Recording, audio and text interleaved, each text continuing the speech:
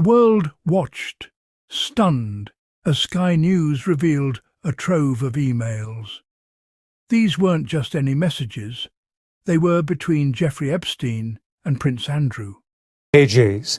That picture of the man formerly known as Prince Andrew and Jeffrey Epstein, that's there for a reason. I can read you a few email exchanges, Barbara, between the pair. Let's have a look at this one to begin with. This is from August 2010, and Jeffrey Epstein wrote in this email, "I have a friend who I think you might enjoy having dinner with. Her name is," and he names a Russian woman, "she will be in London 2024. Andrew replies, "Of course, I am in Geneva until the morning of 22nd, but would be delighted to see her. Will she be bringing a message from you? Please give her my contact details to be in touch." Epstein writes, "She, 26, Russian, clever, beautiful, trustworthy, and yes, she has your email." Andrew replies, "That was quick. How are you? Good to be free." Epstein responds, "Great to be free of many things." Andrew then writes, "Great. Any other information you might know about her that might be useful to know? Like what have you told her about me? And have you given her my email as well?" So that's one email, Barbara. That same month, Epstein emailed to the Duke at the time, "Already in London," he said. "What time would you like me?" And a redacted name. "We will also need / have private time." Andrew replies, "I'm just departing Scotland, should be down by 1800. I'll ring you when I get down if you can give me a number to ring. Alternatively, we could have dinner at Buckingham Palace in lots of privacy," he says. Epstein replies, "BP, please." "What time and how many?" writes Andrew. Epstein replies, "I want private time with you.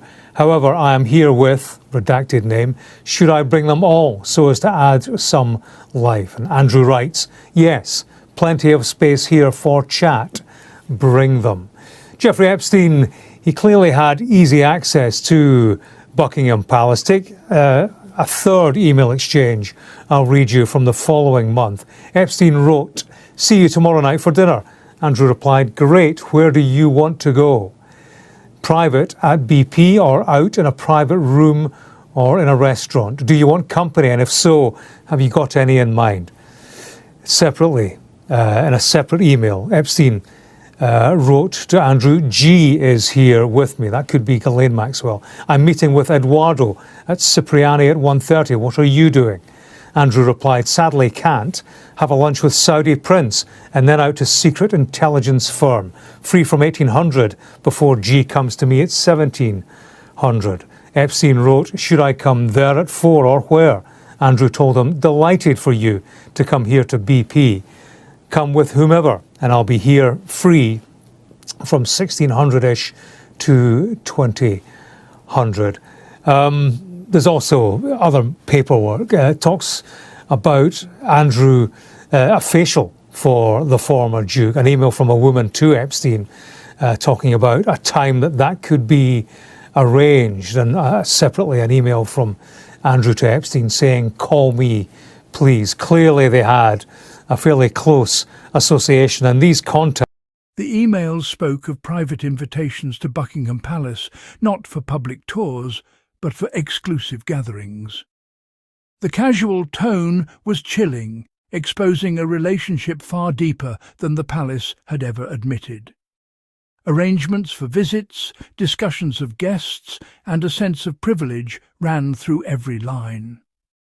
For the public, who'd been told the connection was minimal, this was a shocking betrayal. The digital trail was undeniable, a permanent record of a troubling intimacy. Names of the rich and powerful appeared, confirming suspicions that Andrew used his royal status to open forbidden doors. Epstein wasn't just a guest.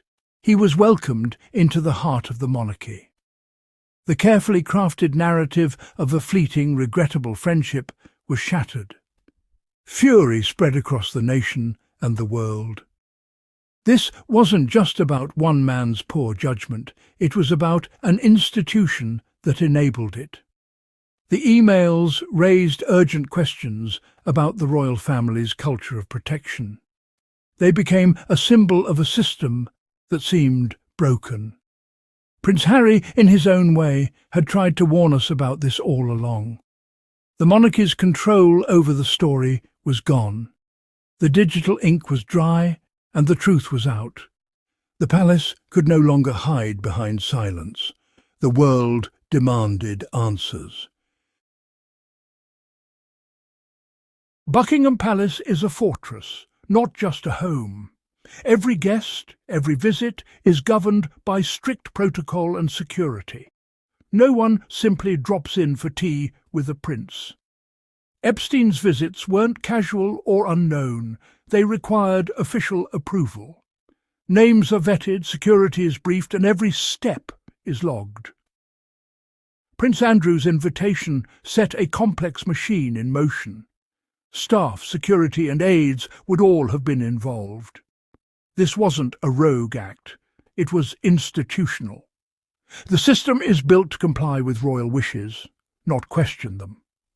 Epstein's presence was sanctioned, at least implicitly, by the palace. The protocol meant to protect the monarchy became a tool for privilege. The emails prove these weren't mistakes. They were deliberate uses of royal power. The palace's silence was a strategy, not ignorance. Security and protocol became a private concierge for a disgraced financier. The real floor protocol protects the royal, but not the monarchy from itself. The system bent to Andrew's will, exposing its deepest weakness. The institution's shield became its own undoing. Prince Andrew faced scandal, yet the consequences were soft. He retreated quietly, kept his titles, and remained protected. No public inquiry, no real accountability. The palace's goal: contain the damage, wait for the storm to pass. In contrast, Prince Harry's crime was speaking out about racism, mental health, and the press. For this, he was criticised, his security questioned, and he was pushed out. Andrew's actions were managed discreetly. Harry's honesty was treated as betrayal. The institution's priorities were clear: protect the image, not the truth. Loyalty to silence mattered more than moral integrity. Andrew was shielded. Harry was ostracised. The double standard revealed the rot at the heart of the firm. Prince Harry grew up inside the royal machine. He saw scandals managed, not solved. Truths buried, not faced. From childhood, he watched the palace protect its image at all costs, even over its own members' well-being. His mother, Diana, was hounded by the press while the institution stood by. Her death confirmed his fears. The system valued survival over humanity. As he matured, Harry saw the same patterns: protect the crown, not the people. Doing the right thing was always secondary to protecting the narrative. The code of silence was sacred. Honesty was dangerous. For Harry, the gilded cage became suffocating. He realized he could no longer look the other way. In the monarchy, breaking the code of silence is the ultimate sin. Harry shattered it, speaking openly about racism, mental health, and the institution's failures. He forced conversations the palace desperately wanted to avoid. His honesty exposed the emotional cost of royal life and the system's indifference. In contrast, Andrew's scandals were managed with denial and retreat. Andrew was a problem to contain. Harry was a threat to the system itself. Harry's truths were more dangerous than Andrew's lies. By exposing the monarchy's flaws, Harry implicated the entire institution. He wasn't just airing dirty laundry, he was questioning the foundation. For that, he was discredited and pushed out. The system protects itself, not its people. Harry's voice became the real threat. Compare the public lives of Harry and Andrew, and the lesson is clear. Harry served in Afghanistan, not as a figurehead, but on the front lines. He founded the Invictus Games, creating real change for wounded veterans. His legacy is one of service, compassion and leadership. Andrew, meanwhile, was dogged by accusations of cash for access and poor judgment long before Epstein. His public life became defined by entitlement and scandal. The contrast is devastating. Harry's tangible service was punished, Andrew's disgrace was protected. The institution's priorities were exposed, moral courage was sidelined, scandal was shielded. The message, protect the image, not the values. The monarchy's true character was revealed. This saga isn't just about two princes, it's about the system that shaped them. The monarchy's unwritten constitution is built on privilege and protection. Its first instinct is to shield itself, even at the expense of morality or law. Andrew benefited from this. His disgrace was hidden, not confronted. Harry, by questioning the system, became an internal threat. He broke the silence, challenging the monarchy's core principles. The system didn't know how to handle him, so it cast him out. The paradox. Truth-tellers are punished while scandal is protected. The monarchy fears uncomfortable conversations more than moral failure. Harry saw the system for what it was, a gilded cage demanding silence. His departure was a rejection of that compromise. The institution's response revealed its deepest flaw.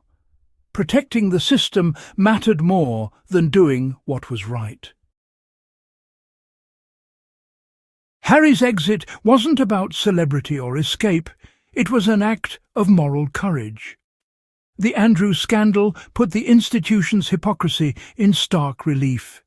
Harry could have stayed silent and enjoyed privilege, but he refused. He chose his family and principles over position. His departure was a vote of no confidence in the system's values. He wouldn't ignore the media's abuse, his own struggles, or the palace's protection of Andrew. For Harry, silence was impossible. He left to protect his family from a toxic environment. His actions weren't an attack on the monarchy, but a stand for integrity. The newly revealed emails vindicate his concerns. They show the moral vacuum he escaped. Harry's departure was the ultimate act of responsibility. He refused to be complicit in a broken system. Institutions are judged by character, not pageantry. The monarchy faces a crisis. Andrew's emails exposed a culture of protection at odds with modern values. Silence and containment no longer work in the digital age. Harry's journey will define this royal era. History may see his departure as foresight, not betrayal. He warned of the institution's failings. Now the truth is undeniable. Powerful institutions can hide scandals, but truth endures. The monarchy's credibility is damaged. Trust is eroding. Only truth can rebuild what's been lost. Harry's lesson. The truth is the only foundation strong enough for the future.